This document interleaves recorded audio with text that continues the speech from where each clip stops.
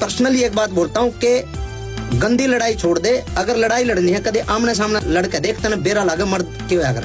तेरी औकात नहीं है इतनी कि तू मेरे फोन भी उठा ले। तू सिर्फ पानी मार के नुकसान कर सके। गजेंद्र फोगाट ये आर्मी का सब विरोध कर रहे, वापिस करवा देने कानून। तेरे बस की FIR दिया ये भाई नेम कह रहा हूं सब कुछ तेरे जो बस का वो कर लिए। बस पानी मारने तो मेरा काम नहीं रहा। सरकार के पक्ष में नंबर बनाने हैं। CM साहब खड़े होते बरका चलू छबके मार के और तो लिए तो पूछ कर सब क्या इन्हें। और फोगाट साहब आपके लिए एक शेर है किसी बड़े शायर का कि जिन्हें शौक था अखबार की सुर्खियों में रहने का, वक्त बदला तो रद्दियों के भाव बिक गए। भाई गजेंद्र फोगाट नाम, ना मेरी कोई निजी दुश्मनी ना कोई जमीन का विवाद, एक ही दुश्मनी है। सीधी सी बात सुन लो, अगर ये आंदोलन का टेम नहीं होता तो जिस मीटिंग में बिंदर हो गए, जिसमें राजू हो गए दीप सिंह के थ्रू, उसमें शायद मैं भी जानता। कारण सुन लो क्यों जानता। गजेंद्र फोगाट मुख्यमंत्री का OSD बनाया प्रचार करने के लिए, और कहीं भी गजेंद्र फोगाट, बार बार नाम ले रहा हूँ, अगर कहीं भी फिल्म पॉलिसी में इन्वॉल्व होता है तो सब कलाकारों ने बेरा है। वो सिर्फ खुद को दिखाना चाहता है और खुद को देखना चाहता है। मैं सीधा सीधा कहना चाहूंगा कि इससे ज्यादा मेरा कसूर नहीं है कि मेरे लहजे में जी हजूर नहीं है। बस एक गजेंद्र फोगाट तो बोलचाल को नहीं, बाकी सब के लिए बोलचाल ओके है। तो भाई ये रोस्टिंग का कोई टॉपिक नहीं है, लेकिन आज बात होगी हरियाणा की, हरियाणवी की, और हरियाणवी इंडस्ट्री को आगे बढ़ने से रोकने वाले कुछ टटमुंजे कलाकारों की, जो कि आजकल ये देख के राजी नहीं है कि उनसे पीछे आए हुए कलाकार उनके जूनियर कलाकारों को बड़े बड़े स्टेज कैसे मिल गए। कि ये बीमारी पहले पाकिस्तान ने पंजाब में शुरू की थी। इस लाइन को कोट करो, पाकिस्तान ने बॉर्डर स्टेट को अनस्टेबल करने के लिए जो पड़ोसी देश है वो बहुत सारे प्रलोभन देता है। किसी को रोजगार के प्रलोभन देता है, किसी को बिजनेस के प्रलोभन देता है, किसी की कल्चर खराब की जाती है। कैसे पाकिस्तान ने पहले पंजाब में नशा भेजा, उसके बाद पैसे देके गन्स भेजी, फिर भी काम नहीं हुआ, फिर गन की कल्चर को गानों के माध्यम से प्रमोट करने के लिए कलाकारों को पैसे दिए। और जब वो गन कल्चर सिमिलर हो गई, यानी कि पहले तो हमारे माँ बाप क्या कहते थे, नहीं बेटा नहीं, गन अच्छी चीज नहीं है, लेकिन आज क्या हो रहा है, आज छोटे छोटे बच्चे भी गन कल्चर के गाने सुन रहे और गा रहे हैं। क्यों? एक्सेप्टेबल हो गए हैं। उनको म्यूजिक की चाशनी में लपेट के उस गन कल्चर को एक्सेप्ट करने के लिए संस्कृति का हिस्सा बना दिया गया। ये एक बहुत बड़ा एक्सपेरिमेंट पाकिस्तान ने पंजाब में किया जो सफल हुआ, और अब वो हरियाणा में इसलिए करना चाह रहे हैं क्योंकि उन्हें पहुंचना है दिल्ली। हरियाणा के कलाकारों को, जिन कलाकारों को 20-20, 50-50 रुपए मिलते थे, उन कलाकारों को 15-15 लाख, 20-20 लाख, 10-10 लाख रुपए देके और कहा ऐसे गाने बनाओ जो पंजाब बना रहा है। ट्रेंड है ये, ट्रेंड के नाम से, वाइब के नाम से ये गाने बनाए गए। उसका परिणाम ये हो रहा है, आज हर चौथा गायक गन कल्चर गाने बना रहा है हरियाणा में, पंजाब की कॉपी कर रहा है। हरियाणा के बहुत सारे कलाकारों ने मोहाली में स्टूडियो बना लिए हैं। हमारे बहुत सारे कलाकार जीरकपुर और मोहाली में रहने लग गए हैं। पंजाब अब हरियाणा की सांस्कृतिक सुई को डिसाइड करने में लगा हुआ है। पंजाब जिसके पास पाकिस्तान का पैसा आया हुआ है, वो कंपनियां हरियाणा के कलाकारों को घुमा रही हैं। तो इन भाई साहब के हिसाब से RRR और एनिमल जैसी मूवीज को भी फिर पाकिस्तानी फंड करता होगा। पाकिस्तान में भी ऐसे बदमाशों के सॉन्ग बनते हैं, ऐसे बदमाशी के सॉन्ग्स बनते हैं, तो उनको कौन फंड करता है? फिर अफगानिस्तान फंड करता है। ये तुम्हारे पास कोई प्रूफ है इस चीज का, या फिर सिर्फ नैरेटिव सेट करने के लिए यहाँ पर आ गया? और पत्रकार को भी ये चीज बोल रहा है कि इस लाइन पर थोड़ा सा जोर दिया जाए। ये वो चीज क्यों बोल रहा है? क्योंकि ये वाली क्लिप कटे, ये वाली क्लिप लोग डालें, वायरल हो, इसको थोड़ा फेम मिले, इसको थोड़ा सस्ती लोकप्रियता हासिल हो जाए। तुमने इनडायरेक्टली पंजाबी और हरियाणवी कलाकारों को टेररिस्ट से ही कनेक्ट कर दिया एक तरीके से, कि उनको पाकिस्तान से फंडिंग मिलती है, आर्टिस्ट को पाकिस्तान से फंडिंग मिलती है, और पाकिस्तान से उनसे पैसा आता है, कंपनियां जो उनके ऊपर पैसा लगाती हैं। कोई तुक की बात है इसमें? कोई सबूत है इस चीज़ का? मैं फैक्ट के साथ एक चीज़ बताता हूँ, आंकड़ों के साथ मैं बात करूँगा। दारू पीकर गाड़ी चलाने वाले एक्सीडेंट के केसेस 2024 में 27% बढ़े हैं, पता होगा। और स्मोकिंग कर कर मरने वालों की संख्या 2024 में 13,50,000 थी, ये भी पता होगा। ये कभी तुमने मुद्दा नहीं उठाया। क्यों नहीं उठाया? क्योंकि उससे सरकार को पैसा मिलता है, टैक्स मिलता है। और जिस पार्टी से आता है वहां पर पाकिस्तान के नाम पर लड़ना, धर्म के नाम पर लड़वाना, जात पात के नाम पर लड़वाना, यही सब कुछ सिखाया जाता है। तो भाई तो अपना पूरा काम कर रहा है, क्योंकि इसकी पार्टी भी तो वही काम करती है, लोगों को आपस में धर्म के नाम पर और देशों के नाम पर लड़ाना।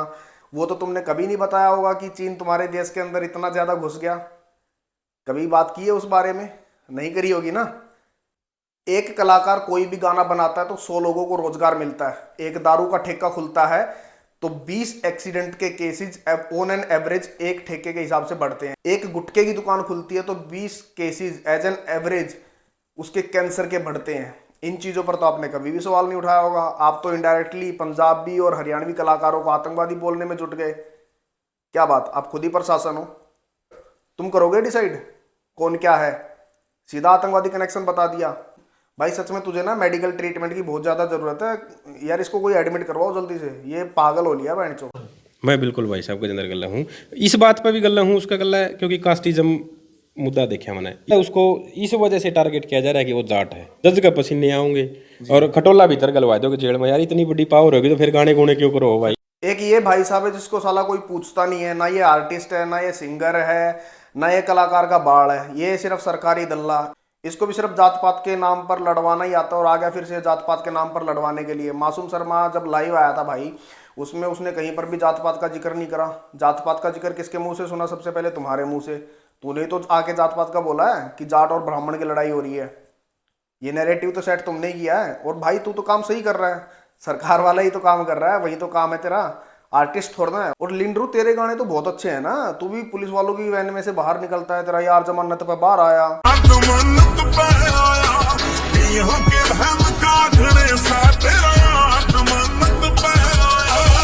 कदे तू पूजा डंडे की बटोड़िया में घुस जाए, बटोड़िया में गाने बनाने लग जाए, तो भाई उड़ा के ना फालतू ज्ञान मत ना झाड़े, सरकार वाले काम मत करे, लोगों जात पात के नाम पर मत लड़ावे। तो कलाकार तो है नहीं तो घरा बैठ जा निचला। और जो कलाकार होता है ना वो किसी जात का, किसी धर्म का, किसी पार्टी का नहीं होता। कलाकार कलाकार होता है। और जो कलाकार इन चीजों की बात करता है ना, जात पात धर्म की, पार्टी की, इन चीजों की बात करता है, वो कलाकार नहीं, वो बहर रुपया है। उसी बात को लेकर आपने गाना गाया है भगत सिंह को लेकर। वो इसलिए हुआ कि जब मैंने दलजीत के लिए फुल्का गांव में 9 दिसंबर को महाराजा सूरजमल के शहीदी दिवस पे फुल्का सिरसा में मेरा शो था, मैंने वहां पे ये बात कह दी थी और वहां से वो रील जो इंस्टाग्राम पे वायरल होगी। ये अपनी हर वीडियो में बोलता है ना, सब लोग व्यूज के भूखे हैं, सब लोग इस चीज के भूखे हैं, फेम के, सस्ती लोकप्रियता के। तो मैं बता दे रहा हूँ, इस भाई साहब ने ना, चलो इसने खुद ही कंफर्म कर दिया, इस भाई साहब ने दिलजीत को पहले उंगल करी, उसके साथ कंट्रोवर्सी करी, इसको लगा दिलजीत जवाब दे देगा, उसने जवाब दिया नहीं क्योंकि वो आंडू गांडू को जवाब नहीं देता। उसके बाद इसने वो रील डाल दी इंस्टाग्राम पर, रील चली गई वायरल, मिलियनों में व्यूज हो गए। इसको लगा कि भाई इंस्टाग्राम का जैसा एल्गोरिथम है वैसा यूट्यूब का एल्गोरिथम होगा। तो भाई साहब ने गाना बना दिया शहीद भगत सिंह के ऊपर और गाना निकाल दिया, 30,000 व्यूज आ गए, फिर इसकी फट गई। तो देशभक्ति की बात करता है ना, देशभक्ति में व्यूज देखे जाते हैं, चाहे एक व्यूज आया हो, चाहे तेरा गाना एक आदमी ने देखा हो, देखा है ना। एक साइड तो तू बात करता है कि शहीद भगत सिंह के ऊपर गाने क्यों नहीं निकालते, दूसरी साइड तू फिर बात कर रहा है कि शहीद भगत सिंह के ऊपर जो मैंने गाना निकाला था उसके ऊपर व्यूज क्यों नहीं आए। व्यूज आते हैं गानों पर, लेकिन तेरे गानों पर नहीं आते क्योंकि तुझे कलाकार कोई नहीं मानता हरियाणा के अंदर भाई साहब। और तू बोल रहा ना कि दिलजीत और ये पंजाबी कलाकार भगत सिंह के ऊपर गाने नहीं गाते, तो आपको याद दिला दूं मैं, आज से लगभग 9-10 साल पहले दिलजीत ने भगत सिंह जी के ऊपर, शहीद भगत सिंह के ऊपर एक गाना निकाला था, मैं फैन भगत सिंह दा। मिलियंस में व्यूज हो गए, जाके देख लेना यूट्यूब पर मिल जाएगा। तुझे देखना पसंद नहीं करते लोग, तेरे मुंह से तो उनका नाम भी अच्छा नहीं लगता शहीदों का। अच्छे कलाकार भी आपके साथ मेरा कोई संबंध कैसे है? मेरा कोई मित्र नहीं है, ऐसा नहीं है, सारे कलाकार साथी अपने भाई हैं। ठीक है, मित्रता बराबर के में होती है। ठीक है। तो मैं तो सबको अपना छोटा भाई मानता हूँ क्योंकि मैं सबसे सीनियरिटी में भी हूँ। रही तो घमंड तना लेके डूब गया कि मैं सीनियर हूँ, मैं सीनियरिटी में आऊँ हूँ। तने एक बात बता दूं, कोई भी आर्टिस्ट उम्र से सीनियर नहीं होता, आर्टिस्ट सीनियर होता उसकी कलाकारी से। जरूरी नहीं है 50 साल पहले तूने गाना शुरू करा था, 2 साल पहले गाने वाला बालक तेरे साइड में आके बराबर में तेरे से ऊपर चढ़ जाता है, तेरे से बड़ा स्टेज अगर वो ले जाता है तो लोगों की नजरों में वो सीनियर है, ना कि तू। उम्र से सीनियर कोई नहीं होता। उम्र से तू सीनियर है मानता हूँ, तेरी उम्र से सीनियर भी नहीं है यार, उम्र से तू बुढ़ा है और तेरा दिमाग भी खिसिया गया है, 40 से ऊपर हो गया, तो फालतू का अब उल्टी सीधी बातें कर रहा है। मेडिकल ट्रीटमेंट करवा अपना, वो ज्यादा जरूरी है। और बोल रहा है कि मतलब जो मित्रता होती है वो बराबर वालों में होती है। तो भगवान श्री कृष्ण और सुदामा जी बराबर के थे? नहीं थे ना, फिर भी मित्रता थी उनमें। मित्रता होती है विचारों की, दोस्ती होती है विचारों की, दोस्ती होती है आपस में वाइब्स मिलने की, ऊपर नीचे की नहीं। नीचा दिखाने की कोशिश, और इस चीज को बार बार ये रिपीट भी कर रहा है, नीचा दिखाने की कोशिश कर रहा है दूसरों को, ताकि ये वाली क्लिप कटे, वायरल हो, थोड़े व्यूज आए। कितना जाएगा, गिरेगा, कितना गिरेगा भाई। और इंडिया के पहले रियलिटी शो का मैं विनर भी रह चुका हूँ 1999 में, 1999 में। As per him he is the winner of first Indian reality show. तो चलो गूगल बाबा से पूछते हैं। गूगल बाबा झूठ नहीं बोलेगा ना फॉरवर्ड साहब, कोई दिक्कत नहीं है। स्क्रीनशॉट लगा रहा हूँ, देखो इंडिया के पहले रियलिटी शो का विनर कौन था। और मैंने तेरी बात भी मान लिया तू रियलिटी शो का विनर था, तो क्या उखाड़ लिया? दुनिया में नहीं घूम रही है, एक शो जीत लिया भाई, तू मतलब अपने आप को घमंड में जीने लगा। ऐसे ऐसे बिग बॉस के विनर हजारों घूम रहे हैं, समझ में आई बात? को। आप एक चैनल बनाते हो, उसके लिए सैटेलाइट से आप परमिशन लेते हो इंडिया के ब्रॉडकास्टिंग मिनिस्टर से। आप सैटेलाइट से चैनल बनाते हो, भारी पैसा लगता है, कितने लोग उसमें काम करते हैं, ईमानदारी से हर खबर को खंगाला जाता है। लेकिन ये जो यूट्यूबर हैं, जिनका बैंक में खाता नहीं है, उनका फेसबुक पे खाता है, जिनका बैंक में अकाउंट नहीं है, उनका फेसबुक पे अकाउंट है, ऐसे लोगों को किस तरह से प्रमोट कर रहे हैं, कैची काट काट के। मेरा इंटरव्यू में कोई ऐसी बात है जो मैं बोल रहा हूँ सही, लेकिन उसको गलत प्रेजेंट करके, देखिए ना कितना बुरा हाल चल रहा है पिछले 3 दिन से। और ये कौन लोग हैं? आप इनके यूट्यूब चैनल खंगालिए, इनकी एजुकेशन क्वालिफिकेशन तक देखिए, तो ये 10वीं पास भी नहीं है। क्यों भाई, कहीं मतलब संविधान में लिखा है या फिर कहीं तूने मतलब अलग से किताब लिख दी, या फिर तू कोई सुप्रीम कोर्ट है जो डिसाइड कर दिया कि सिर्फ सैटेलाइट का अप्रूवल लेकर ही न्यूज चैनल चल सकते हैं, यूट्यूब पर कोई अपनी फ्रीडम ऑफ स्पीच का यूज करके न्यूज चैनल नहीं चला सकता? पट गई तेरी, जल गई। लोग देख के सुखी नहीं है। कोई अगर बालक अपना घर चला रहा है, यूट्यूब से अपनी न्यूज दिखा रहा है लोगों को, लोकल न्यूज चैनल दिखा रहा है वहां पर, पहले लोकल न्यूज आती नहीं थी। आज के अंदर भिवानी के अंदर कुछ हो जाए, रोहतक के अंदर कुछ हो जाए, तो लोकल न्यूज चैनल उसे कवर कर लेते, पहले नहीं आती थी ना। यूट्यूब के माध्यम से ही तो आई है वो।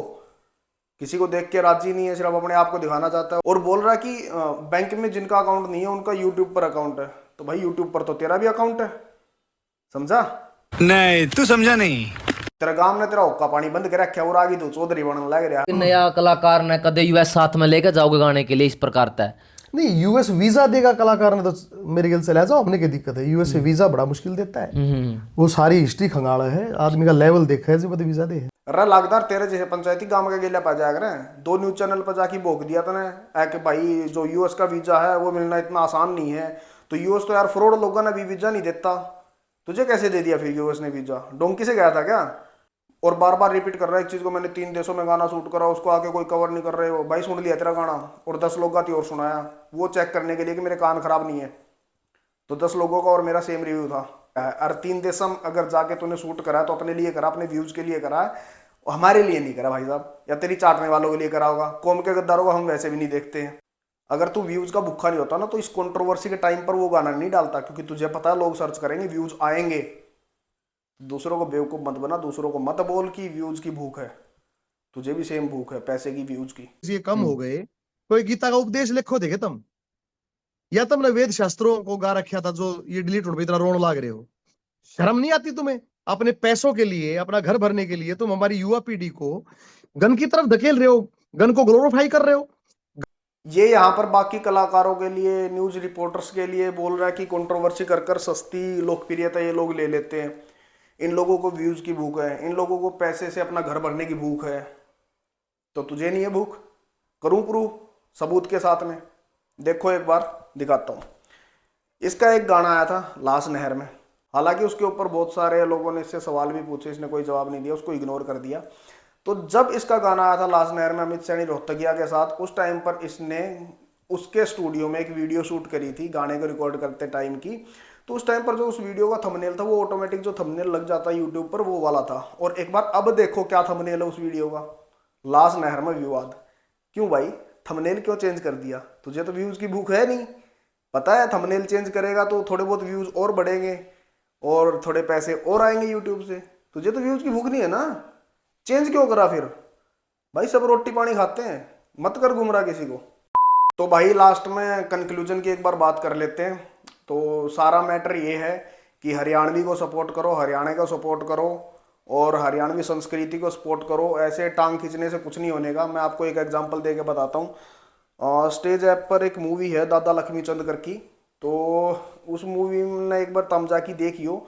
उसमें है कि जब दादा लक्ष्मीचंद सांग करने लग रहे थे तो नीचे बड़े बुढ़े बैठे थे गांव के उस टाइम पर। तो उन्होंने बोला कि यो छोरा आने वाले टाइम की संस्कृति का विनाश करने लग रहा है। लेकिन आज के टाइम पर क्या मान रहे हैं दादा लक्ष्मीचंद ने लेजेंड, कि दादा लक्ष्मीचंद था हमारा जो हमने ये चीज सिखा गया, इंडस्ट्री ने इतना ज्यादा डेवलप कर गया। तो हर दौर में टांग खिंचड़िए मिलेंगे हर दौर में नीचे गिरनिए मिलेंगे। तो गजेंद्र फोगाट भी एक उन्हें का हिस्सा है, प्रदीप बुरा जिसे भी उन्हें के हिस्से हैं, क्योंकि जिस आदमी की खुद की नहीं चलती वो चाह है कि मतलब किसी और की भी नहीं चलनी चाहिए। तो सारा मुद्दे की बात यह है हरियाणवी ने सपोर्ट करो, और हरियाणवी ने अगर सपोर्ट करोगे तो हरियाणा आगे बढ़ेगा, और हरियाणा आगे बढ़ेगा तो लोगों ने बेरा लगेगा कि अपना हरियाणवी कल्चर किसा है, कि कुछ सौदा है, सारी चीज समझ में आवेंगी लोगों का। तो बैन करने तक कुछ नहीं होगा, क्योंकि बदमाशी के गाने सुनते ना कोई नीरज बवाना बन रहा, ना कोई लॉरेंस बिश्नोई बन रहा। कोई अगर एक आधा केस है तो मैंने ठाकी बता दियो भाई, अगर नहीं केस है तो बैन करने तक कुछ नहीं होने का, क्योंकि ये सिर्फ एक एंटरटेनमेंट पर्पज खातर है। तो भाई आज की वीडियो में इतना ही। बाकी अगर वीडियो अच्छी लगी हो आगे शेयर कर देना, लाइक कर देना, कमेंट कर देना और चैनल को सब्सक्राइब कर लेना, थोड़ा सा सपोर्ट करना। बाकी आज खातर सारे भाइयों को राम राम।